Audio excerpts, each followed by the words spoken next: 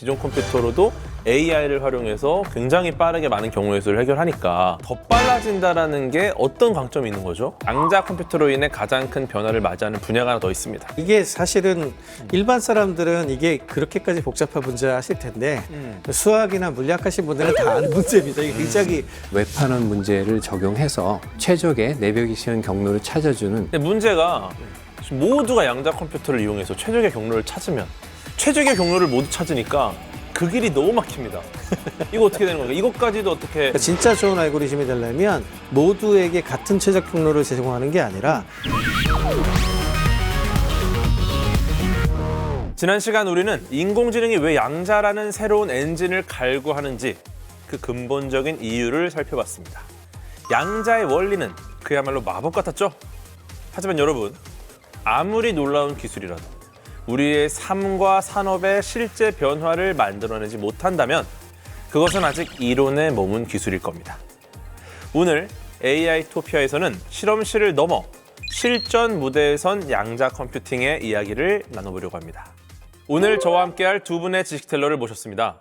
지난 시간에 이어 기술의 미래를 꿰뚫어 주실 정지훈 교수님, 그리고 대한민국 양자 주권을 위해 산업과 학계 현장에서 뛰고 계신 이준구 대표님, 어서 오세요.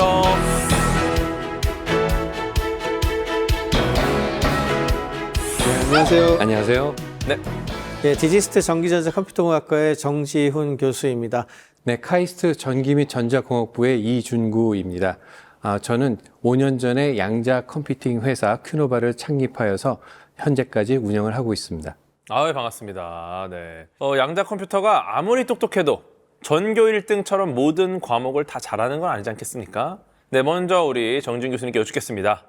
2026년 지금 양자 기술이 투입되었을 때 가장 드라마틱한 혁신이 일어나고 있는 분야는 어떤 분야입니까? 일단 세 군데가 지금 현재 제일 관심들을 많이 가지고 있는데요. 소재 쪽. 그러니까 첫 번째는 신약 개발하는 부분들, 그리고 배터리 신소재, 그리고 물류 최적화. 요 세 분야가 지금 현재로서는 가장 관심들을 많이 가지고 있는데 그 이유가 분자 수준 시뮬레이션이거나 아니면은 경우의 수가 엄청 많은 경우. 그래서 고전 컴퓨터가 근본적으로 계산하기 너무 복잡한 거 있잖아요. 그런 종류의 과학자들한테 가장 인기를 끌고 있다. 이렇게 현재로서는 그렇게 말씀드리겠습니다. 아주 디테일해서 과거였으면 손을 못 댈 부분들에 지금 다 들어있다는 거네요. 네, 그렇죠. 네, 좋습니다. 그런데 유독 올해 글로벌 기업들이 앞다퉈서 지금 막대한 비용을 들여서 양자 기술을 선점하려고 하고 있는데요. 그 이유가 무엇이라고 생각하시는지 궁금합니다. 일단 첫 번째는 그 AI 혁명도 겪어봤고 인터넷 혁명도 겪어봤잖아요. 그러면은 양자 컴퓨터를 통해 가지고 새로운 것들을 풀어내는 것들도 계속 나올 거라고 생각을 하는데 빅테크들은 이건 한번 해본 게임이잖아요. 그러니까 본인들도 들어가 가지고 여기에서 상당 부분 하지 않으면 안 된다. 그래서 약간 빅테크들 같은 경우에도 둘로 좀 나누고 있는데 IBM하고 구글은 원래 처음부터 이렇게 좀 연구들을 좀 많이 해요. 근데 최근에 이제 빅테크 중에서 엔비디아, 마이크로소프트, 아마존까지 하잖아요. 얘네들 같은 경우에는 약간 방어적 성격이 강한 것 같아요. 그러니까 얘네들이 이렇게 하고 있으면 나중에 AI하고 양자가 만나서 완전히 판을 또 새로 바뀔 것 같은데 우리가 아무것도 안 하고 있으면 큰일 나겠네. 뭐 이런 것들도 좀 있는 것 같아서 이게 있고 그다음에 두 번째 들어놓자. 네. 그리고 두 번째는 AI 데이터 센터가 지금 굉장히 큰 이슈가 되고 있는데 네. 데이터 센터 짓는 거는 좋은데 에너지 어떻게 할 거야? 이 얘기 계속 나오잖아요. 그렇죠. 그러면 단기적으로는 그냥 그 고비용 부담하면서 좀 짓겠지만 좀 지나서 10년, 20년 바라보면은 언제까지 이렇게 엄청난 에너지 쓰는 인프라로 갈 수는 없다. 그 에너지 인프라 측면에서 봤을 때 AI 양자 컴퓨터를 도입하면 어떨까? 이런 부분. 이렇게 한 두 가지 정도가 큰 기업 입장에서도 좀 관심 가지는 포인트 같아요. 좀 효율화 시켜야 한다. 이런 치열한 전쟁의 한 복판에서 대한민국 국기를 달고 전 세계를 깜짝 놀라게 한 분이 계십니다. 우리 이준구 대표님. 야, 이 험난한 곳으로 뛰어드셨어요. 양자 솔루션 기업 큐노바라는 스타트업을 세워서 현장에 지금 참전하고 계십니다. 어떻게 지금 이 기업이 시작된 겁니까? 저는 1990년대부터 양자 컴퓨팅 알고리즘 분야에 관심을 가지고 공부를 시작을 했었고요. 하지만은 이 분야가 사실상 연구개발 투자가 이루어지지 않고 있었기 때문에 한동안 휴지기를 가지고 있었고 2010년경부터 이 분야에 연구 개발 투자가 이루어진다는 환경을 보고 또다시 이 연구를 시작을 하였습니다. 그래서 2025년 또는 26년 바꾸면서 현재 시점에서 대규모의 시장이 시작될 거라는 예측을 하고 그 시점에 맞추어서 2021년에 창업을 했습니다. 그런 거네요. 약간 그 맛집이 만들어졌는데 50년 전통 맛집 해가지고 몇 개월 전에 좀 만들어진 데 있거든요. 그러니까 이 50년 전통으로 이제 그 맛을 연구했는데 네. 이 맛집을 만든 거는 이제 얼마 전이다. 이런 느낌인 거죠. 네, 맞습니다. 그동안의 노하우는 계속 갖고 계셨지만 네. 이게 이제는 정말 전쟁터에 뛰어들어야겠다. 가만히 있으면 안 되겠다. 중요한 거는 뭐냐면 우리가 근본적으로 필요한 것이 무엇인가, 그리고 근본적인 그런 필요한 기술들을 어떻게 만들어내고 어떻게 시장에 들어가는가, 이러한 시각을 가진 또 다른 유형의 연구가 필요하다고 생각이 되었습니다. 그러면 뭐 지금 기술력이라든지 뭐 어느 수준에 올라가 있는지도 궁금한데요. 네, 현재 화학 분야의 계산을 정확하게 해내는 양자 컴퓨팅 소프트웨어 솔루션을 만들어서 세계 시장에 공급을 하고 있습니다. 이 솔루션은 기존의 양자 컴퓨터 소프트웨어라고 알려졌던 것과는 전혀 다른 컨셉으로 만들어진 솔루션이고요. 현재까지는 사실은 양자 컴퓨터만을 활용해서 어려운 문제, 좋은 문제를 풀어보자고 이제 연구 개발이 진행이 되고 있었는데, 저희는 오히려 양자 컴퓨터와 현재 슈퍼컴퓨터를 결합해서 문제를 풀어보면 어떻게 좋은 성과를 낼 수 있을까 하는 측면에 착안을 해서 연구를 진행해 왔었고요. 그 결과로 현재 슈퍼컴퓨터에서 문제를 푸는 것보다 같은 정확도를 유지하지만은 더 빨리 문제를 풀어낼 수 있는 솔루션을 전 세계 사용자들한테 공급을 하기 시작을 하고 있습니다. 기존 컴퓨터로도 AI를 활용해서 굉장히 빠르게 많은 경우의 수를 해결하니까 네. 더 빨라진다라는 게 어떤 강점이 있는 거죠? 아직까지는 AI를 활용하거나 또는 가장 우수한 고전적인 알고리즘을 활용하더라도 사실상은 어려운 문제로 가게 되면 어떤 문제는 한 달이 걸리기도 하고 6개월이 걸리기도 하는 그런 계산 과정들이 필요합니다. 예. 이런 과정을 만약에 하루나 일주일로 앞당길 수 있다면은 그것은 곧바로 연구를 하는 연구자들에게는 연구의 경쟁력이 됩니다. 그런 측면에서 저희 그 솔루션들이 계산 시간을 단축하는 그런 효과를 내고 있고, 그러면서도 매우 어렵고 정교한 문제들을 정확한 답을 구하면서 계산을 해내고 있습니다. 또 우리 정재윤 교수님께서 의학 전공자시잖아요. 네네. 예, 이 신약 개발이라는 사실 거대한 이 모래사장에서 바늘찾기 같다고 합니다. 네, 요거 양자 컴퓨터 들어오면 이 과정이 구체적으로 어떻게 바뀌는 겁니까? 양자 컴퓨터가 지금 말씀하신 모래사장의 바늘찾기를 제일 잘하는 컴퓨터거든요. 어떻게 보면은 사실은 그 신약을 개발한다는 과정은 우리가 알고 있는 수많은 물질들 중에서 인체에 독성은 없으면서 우리가 해결하려고 하는 질병을 치료하는 물질을 찾는 거잖아요. 그러면은 굉장히 많은 후보들 중에서 딱 맞는 걸 찾아내는 문제에 굉장히 가까워요. 그러면 이제 이미 알려진 물질들도 되게 많지만 상당 부분 알려지지 않은 신약 후보들도 되게 많거든요. 특히나 항암제 같은 경우에 후보가 되는 그 종양 유전자라고 부르는데, 해당 종양 유전자에 딱 맞는 거를 못 찾은 그런 것도 되게 많거든요. 그런 종류들을 찾아내는 것에 양자 컴퓨터를 쓰게 되면 그 후보를 찾는 데 굉장히 큰 역할을 할 수가 있게 되겠고, 물론 이제 한 10년, 15년씩 걸리잖아요. 그때 이제 임상 시험을 한다든지 이런 것들 자체를 갖다가 뭐 양자 컴퓨터가 들어온다고 없애고 이런 건 불가능하죠. 그렇지만 앞 단계를 굉장히 빠르게 할 수 있다는 측면이 굉장히 큰 장점이고, 그다음에 더 나아가서는 나중에 아마도 이제 개인 유전자 치료 시대가 열리게 되면 한 사람 한 사람의 유전자 데이터라든지 또 이제 행동 패턴이라든지 이런 걸 결합해서 맞춤형 신약 같은 것들을 제시해야 될 수도 있는데, 그럴 때에도 너무 경우의 수가 많기 때문에 기존 컴퓨터로 계산하기 되게 어려울 거거든요. 그런 것까지도 생각해 볼 수 있습니다. 궁금한 게, 예를 들어서 이제 어떤 특정 암이 있고 항암제가 있어요. 근데 이 항암제 경우의 수를 따져보는데 우리가 한 번도 본 적 없는 항암제잖아요. 이 그렇죠. 나오는 게 효과가 있는지 없는지는 어떻게 시뮬레이션이 되는 거예요? 이게 이제 여러 가지 방식을 쓰게 되는데, 네. 일반적으로 항암제라고 하는 것이 이제 그 분자와 분자의 상호작용이거든요, 네네. 사실은. 그럼 그 분자 상호작용이지 여기가 문제가 된다라고 하는 어떤 그런 부위가 있으면 그 부위에 이렇게 생긴 분자가 어떻게 상호작용할까는 분자 시뮬레이션에 가까운 형식으로 풀어내야 되거든요. 지금까지는 그냥 실험에 의존해서 했었어요. 그러면 실험하고 또 실험하고 또 실험하고 하면은 저거랑 비슷하죠. 아까 바늘찾기인데 이쪽에서 모래 한 번 파보고 저쪽에서 모래 한 번 파보고 막 이런 느낌으로 한단 말이에요. 그러니까 너무너무 오래 걸리잖아요. 근데 아까 양자 시뮬레이션을 쓰게 되면 얘 요렇게 생긴 거는 요렇게 생긴 거랑 딱 맞네. 그러면 이거를 중심으로 해서 한번 그 화합물을 만든 다음에 실험해보자. 그랬더니 확률이 높아지는 거죠. 이 컴퓨터 안에서 상호작용된 결과를 얻어서 이게 성공이냐 실패냐가 나오니까 네네. 그럼 물리적으로 붙여보는 거네요. 그럼 만들어서 거의. 네, 그렇죠. 예. 그거를 양자가 되게 잘해요. 근데 이거를 우리가 하나하나 해보는 건 사실 굉장히 어려웠는데 이제 양자 컴퓨팅이 적용된 AI가 이제 들어가면 굉장히 또 빨라진다. 네네네. 라는 거군요. 현재 양자 컴퓨터의 시장은 특성상 연구자들을 대상으로 한 제품들이 많이 팔리고 그래서 B2B 또는 B2R이라고 볼 수가 있고요. 그러네요. 네.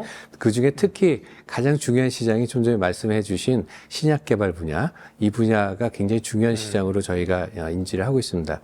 그래서 저희 하이비 같은 경우는 정지훈 교수님께서 말씀하신 것 같이 이 암을 일으키는 단백질에 붙을 수 있는 신약의 구조를 정확하게 계산을 해서 그 결합 에너지를 정확하게 계산하는 그러한 기능을 제공을 하고 있습니다. 우리가 기대할 수 있는 중요한 응용 중에 하나가 신약 발굴을 더 정확하게 해내고 따라서 비용을 절감시킬 수 있다는 그러한 기대를 많이 하고 있습니다.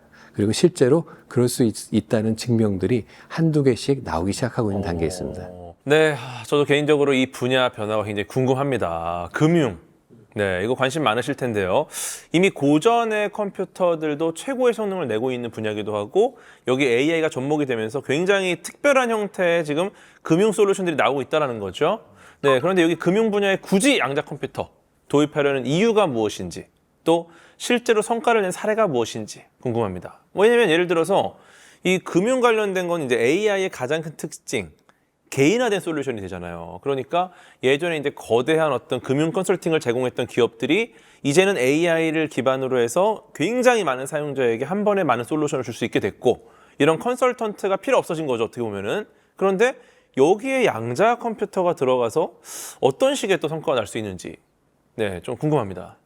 제가 경험했던 것 중에 가장 인상적이었던 대화 중에 하나가 네. 영국에 있는 글로벌 금융회사의 연구원과 제가 얘기를 할 기회가 있었습니다. 당신네들이 푸는 문제의 규모가 어느 정도 됩니까? 하고 그러니까 한 100만 개의 베리어블을 최적화했으면 좋겠다라고 얘기를 했어요. 그게 저로서는 굉장히 쇼킹했습니다. 왜냐하면은 이 10,000개 그다음에 10만 개 정도의 베리어블을 최적화하는데도 굉장히 많은 시간이 걸리는데 그렇죠. 이 사람들이 갖고 있는 문제 사이즈는 그보다 훨씬 더 큰 100만 개의 베리어블을 최적화하는 그런 문제를 갖고 고민하고 있구나. 근데 양자 컴퓨터는 결국에는 현재의 슈퍼컴퓨터 또는 HPC 컴퓨터들이 풀 수 있는 그러한 규모의 문제를 넘어서서 더 큰 문제를 푸는 거가 양자 컴퓨터가 중요한 이유가 되고 있고요. 현재 저희가 보유하고 있는 양자 최적화의 알고리즘의 경우에는 10만 개 정도의 베리어블을 문제를 푼다고 했을 때 고전적인 방법보다 조금 더 빨리 풀 수 있는 그러한 성능을 내기 시작을 하고 있습니다. 네네. 그래서 이러한 성능에서부터 이제 100만 개까지 올라가는 게 어떻게 해야지 저희가 그러한 성능을 다 만들어낼 수 있는가에 대한 연구가 집중적으로 진행이 되고 있습니다. 그 최근에 이미 성과들이 많이 나오고 있는 그 리포트들이 많이 있어요. 뭐 IBM하고 HSBC가 채권 관련된 거에서 수익률 높인 것 사례도 있었고, 그 다음에 모건 스탠리나 골드만삭스하고 이제 한 사례도 있고, 그래서 금융 분야 같은 경우에는 수익률 싸움이잖아요. 뭐 ETF 만들어가지고 지금 다 하고 있는데 돈이 한쪽으로 막 몰린단 말이에요. 그러면은 이쪽으로 몰리는 회사가 그렇지 않은 회사에 비해서 훨씬 더 잘할 가능성이 높고, 그러면 생존의 문제가 되잖아요. 그러니까 금융회사들도 되게 열심히 하죠 지금. 그 양자 컴퓨터로 인해 가장 큰 변화를 맞이하는 분야가 하나 더 있습니다. 바로 물류입니다. 물류. 네. 사실 택배 하나가 우리 집 앞에 오기까지 그 경로를 계산하는 게 사실 굉장히 어렵지 않습니까? 얼마나 많은 길이 있습니까? 그래서 이 복잡한 길을 가장 최적의 경로로 오는 방법, 이거 굉장히 중요한데 이 물류 산업의 양자 기술 꼭 필요한 거겠죠? 네, 이게 사실은 일반 사람들은 이게 그렇게까지 복잡한 문제 아실 텐데 수학이나 물리학 하신 분들은 다 아는 문제입니다. 이게 굉장히 좀 궤도님도 정말 잘 아실 텐데 그쵸, 그쵸. 예, 이게 숫자가 조금만 늘어나도 경우의 수가 폭발적으로 늘어나가지고 고전적으로 이거를 웹판원 문제라고 불러요. 웹판원 문제라고 부르고 예를 들어 방문할 곳이 한 50 넘어가잖아요. 그러면 거의 우주 전체 원자수 이런 얘기를 할 정도로 경우의 수가 커져요.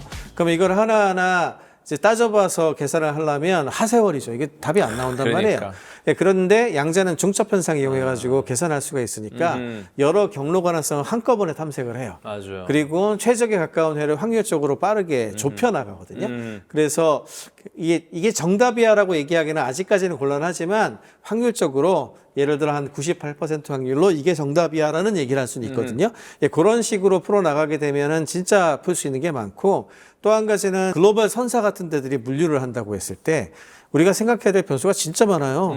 날씨, 그다음에 어디 지정학적으로 어디 전쟁이 났어 등등등등 있을 거 아니에요? 그러면 얘네들이 잘못 예측해가지고 잘못 집어넣으면은 손실이 어마어마하게 나거든요. 그러니까 그런 부분들을 제대로 예측을 하게 되면 얻을 수 있는 이익이 굉장히 커요. 그래서 물류 쪽도 예, 양자 컴퓨터를 되게 좋아합니다. 그러니까요. 이제 배달해야 하는 곳이 한두 곳만 늘어나도 알뜰 배달 오래 걸립니다. 그죠? 그래서 우리가 한 집 배달 먹는 거예요. 근데 이 양자 컴퓨터가 도입이 되면 이제 한 집 배달, 모든 것을 한 집 배달 수준으로 다양한 배달 경로를 굉장히 최적화를 해가지고 빠르게 받아볼 수 있다. 네. 이런 거 아니겠습니까? 배는 그럴 수밖에 없는 게 예. 우리 뭐 배달 음식이야 한 군데에서 한 군데 한 사람이 가져가니까 괜찮지. 근데 배에는 정말 많은 물건이 실리거든요. 야. 이 물건은 여기다 내렸다 저기다 내렸다 날씨는 어떻고 이거를 다 계산해야 되잖아요. 배는 한 집 배달 안 되지 안 않습니까? 되죠. 예, 그러니까 이런 거는 양자가 필요하게 되는 거죠. 그러니까요. 이게 또 최적화를 해야 확실히 효율화가 된다. 네, 좋습니다. 네, 대표님 저희가 이제 양자 컴퓨터를 이용해서 이런 기술을 이용해서 물류 문제를 해결했던 뭐 어떤 사례들이 있습니까? 네, 지금까지 보고되고 있는 재미있는 사례 중에 하나는 BMW의 미래의 사업 모델은 쉐어드카입니다. 공유 차량 서비스. 오, 그래요? 네, 그래서 그 공유 차량 서비스를 가상적으로 만들어 놓고 그거를 양자 컴퓨터를 통해서 문제를 풀어보는 그런 사례가 보고되기도 했었고 유럽의 지역별로 그 양자 컴퓨터를 활용하여서 아까 말씀 나눴던 웹판원 문제를 적용해서 최적의 내비게이션 경로를 찾아주는 연구 사례가 보고가 되어 있습니다. 그러면 전 세계적으로도 굉장히 또 중요한 이슈로 네, 지금 네. 보고 있는 거네요. 옛날에 무슨 엑스포 같은 데에서도 예. 한 일주일 동안 왕창 몰리잖아요. 그런 데에 적용했던 사례들도 있고 몇 가지 있습니다. 근데 문제가 지금 모두가 양자 컴퓨터를 이용해서 최적의 경로를 찾으면 요거 사실은 내비게이션 문제랑 비슷한데 최적의 경로를 모두 찾으니까 그 길이 너무 막힙니다. 이거 어떻게 되는 거예요? 이것까지도 어떻게 해결하는 거죠? 네, 이게 아주 좋은 질문인데요. 예. 사실 양자 최적화의 핵심이 그 질문을 풀어내는 거라고 얘기를 할 수도 있을 것 같아요. 그러니까 진짜 좋은 알고리즘이 되려면 모두에게 같은 최적 경로를 제공하는 게 아니라 이 변수가 조금은 다르잖아요.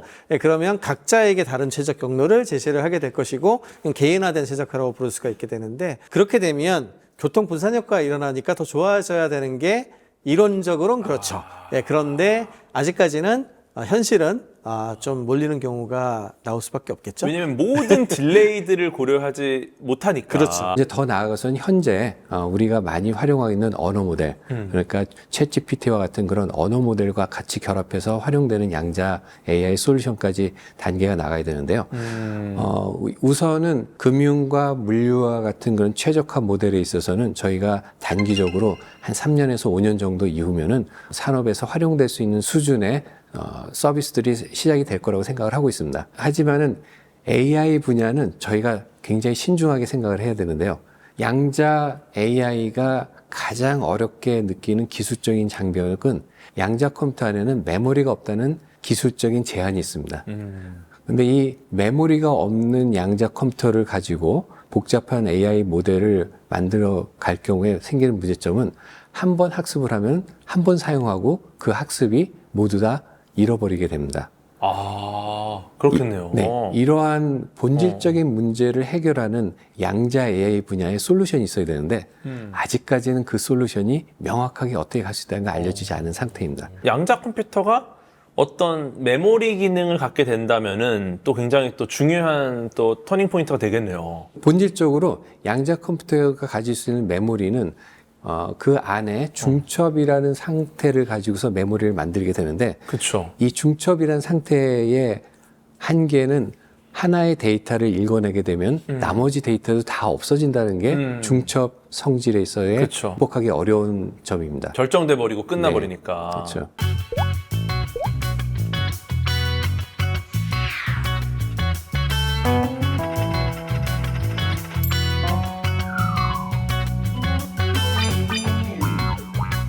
그래서 이렇게 순수하게 양자 AI 컴퓨터 쪽으로 가는 거는 좀 시간을 좀 길게 보는 거고요.